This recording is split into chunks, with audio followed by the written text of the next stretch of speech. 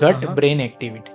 તમે ચિંતા કરશો ત્યારે તમારા ગટની એક્ટિવિટી બહુ સ્ટ્રેસ લીધું હશે તો ફાસ્ટ થઈ જશે અથવા તો બહુ સ્લો થઈ જશે. તો આ ડ્યુરેશનમાં તમે એવા સિમ્ટમ ફેસ કરી શકો છો. જ્યારે એક્ટિવિટી ફાસ્ટ થઈ ગઈ તો તમને ડાયરિયા થઈ જશે. આંતરડાની મૂવમેન્ટ ફાસ્ટ થઈ ગઈ તો તમને ડાયરિયા થઈ જશે.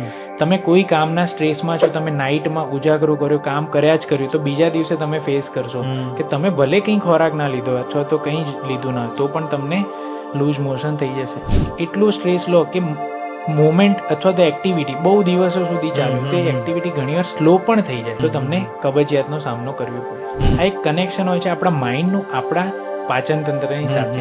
તો એવી બીમારી છે કે જે કોઈ ટ્રીટેબલ નથી. ઉપરથી મતલબ અપર જીઆઈસ્કોપી અને કોલોનોસ્કોપી, સીટી સ્કેન બધા તમામ રિપોર્ટ કરાય પણ છતાં પણ કોઈ બીમારી ના પડે. એને ઘણીવાર અમે અને આવા સિમ્ટમ હોય એને ઇરિટેબલ બોવેલ સિન્ડ્રોમ પણ કહેતા હોઈએ છીએ.